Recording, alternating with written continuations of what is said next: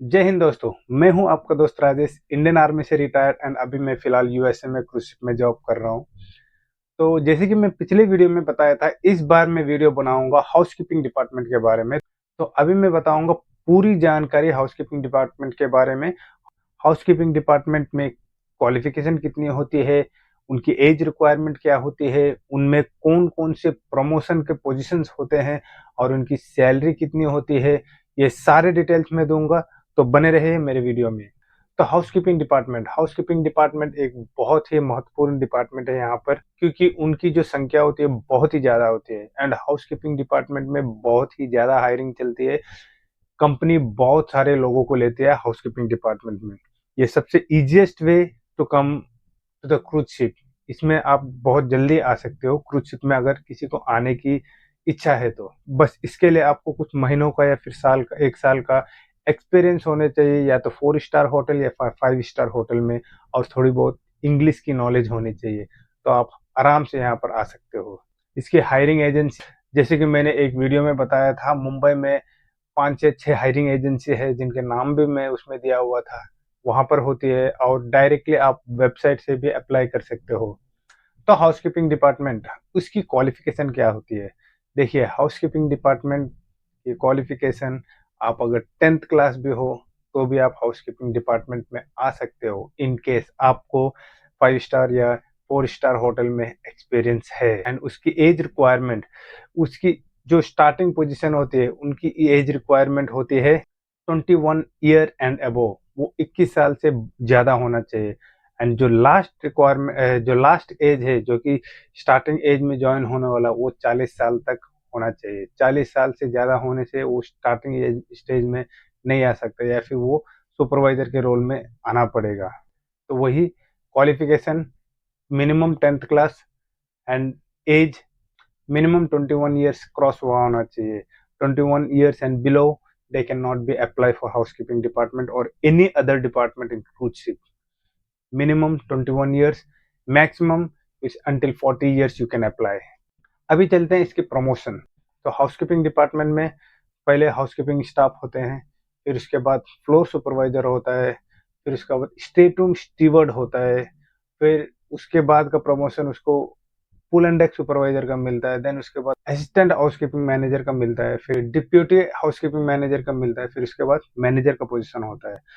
और उनसे भी उसको ज़्यादा पोजीशन की ज़रूरत है और उनसे भी आगे बढ़ना चाहता है तो वो होटल डायरेक्टर तक बन सकता है। तो ये है उनकी पोजीशन। अभी देखते हैं काम क्या होता है। देखिए, क्रूज शिप बहुत ही बड़ा इंडस्ट्री है, यहाँ पर बहुत सारे काम होते हैं हाउसकीपिंग डिपार्टमेंट के लिए। जैसे कि आप देखते हो एयरपोर्ट में हर जगह पर जो क्लीनिंग वाले रहते हैं वो भी हाउसकीपिंग डिपार्टमेंट वाला होते हैं, जो टॉयलेट के सामने से क्लीन करते हैं वो भी हाउसकीपिंग डिपार्टमेंट के ही होते हैं, जो फ्लोर को शैम्पू करते हैं, जो कि कारपेट फ्लोर है और उसको शैम्पू करना है, उसका काम भी हाउसकीपिंग डिपार्टमेंट का ही है।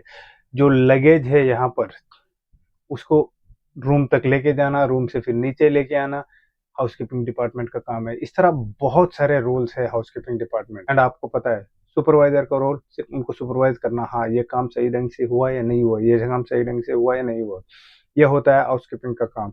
हर जगह पर, हर फ्लोर में कम से कम 10 से 15 या 20 हाउसकीपिंग स्टाफ रहते हैं। वहां पर हमेशा क्लीनिंग चलती रहती है। कुछ भी, थोड़ा भी कहीं पानी हो गया तो उनको साफ करने का काम उस फ्लोर में रहने वाले हाउसकीपिंग के जो बंदे हैं उसका काम होता है। यह हो गया हाउसकीपिंग स्टाफ का काम। फ्लोर सुपरवाइजर का काम मतलब यहाँ पर तकरीबन 15 से 20 फ्लोर्स होते हैं। तो हर एक फ्लोर के लिए एक एक सुपरवाइजर होता है। मतलब उस फ्लोर में कोई भी दिक्कत होती है गेस्ट लोगों को, तो उनका सब कुछ ध्यान देने वाला जिम्मेदार इंसान वो फ्लोर सुपरवाइजर होता है। तो फ्लोर सुपरवाइजर वहां पर लेके कंप्लेन लेते हैं, फिर उसके बाद उनकी टीम से वो सब ठीक कराते हैं। उनके टीम से नहीं होता है तो यहाँ पर बहुत सारे अदर टीम से, अगर कोई पाइप लीकेज का है तो वो प्लम्बर को बोलते हैं। इस तरह जो भी कंप्लेन है वो सब कुछ ठीक कराने का काम फ्लोर सुपरवाइजर का होता है। स्टेट रूम स्टीवर्ड का काम होता है हर रूम का साफ सफाई करना। जितने भी यहाँ पर रूम्स है, जितने भी यहाँ पर कैबिन्स है जहाँ पर गेस्ट लोग रहते हैं, तो उनकी साफ सफाई, उनकी देख रेख करना स्टेट रूम स्टीवर्ड की ड्यूटी होती है।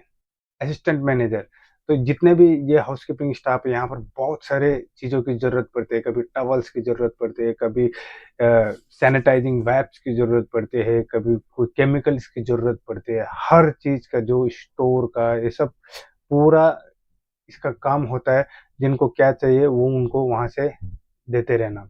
ये housekeeping manager assistant housekeeping manager एक शिफ्ट में कम तकरीबन 4 से 6 लोग रहते हैं। वो शिफ्ट की लेंथ के ऊपर डिपेंड होता है, कभी-कभी ज़्यादा भी होते हैं, कभी कम भी होते हैं।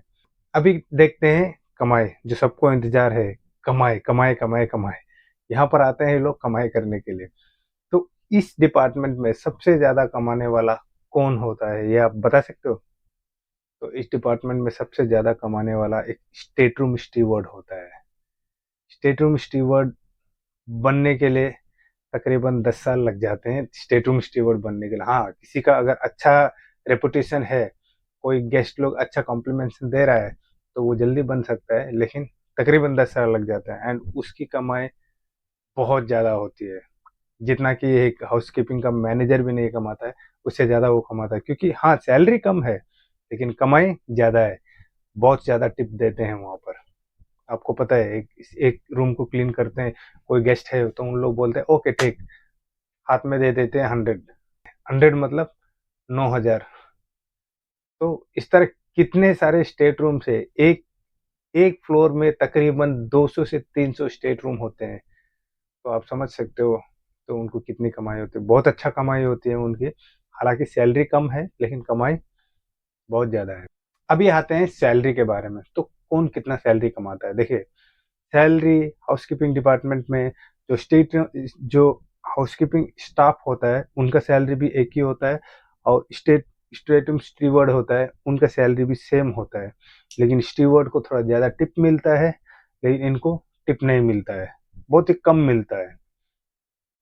तो सैलरी इनका तकरीबन बन जाता है 70 से 90 तक, 70 से 90 तक, जो कि सबसे स्टार्टिंग पोजीशन है।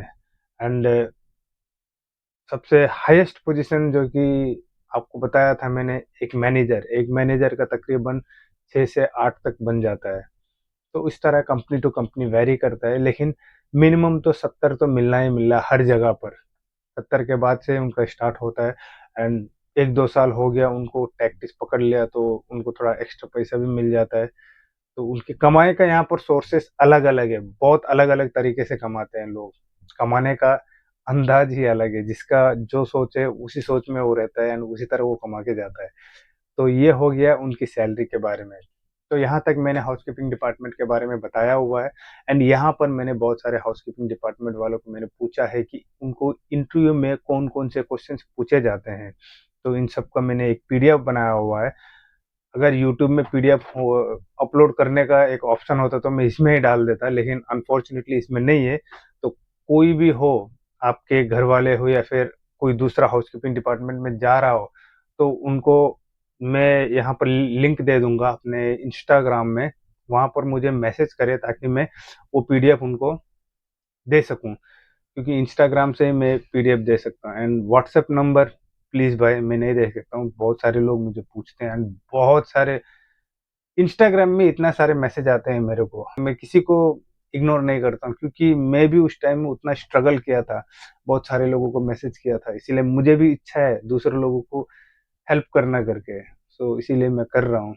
तो प्लीज़ ये वीडियो जो जो हाउसकीपिंग डिपार्टमेंट में जाना चाहते हैं उसके बारे में उसे कुछ पता नहीं है, तो ये वीडियो दीजिए, और मेरे पास उनके बहुत सारे कलेक्ट किए हुए बहुत सारे क्वेश्चंस हैं, वो क्वेश्चंस का पीडीएफ मैं उनको सेंड करूँगा, अगर वो मुझे इंस्टाग्राम में मुझे मैसेज करेंगे तो मैं वहाँ से सेंड कर सकता हूँ। तो तब तक के लिए जय हिंद दोस्तों, अपना ख्याल रखिए, अपने दोस्तों के साथ शेयर कीजिए और मज़े कीजिए ज़िंदगी में।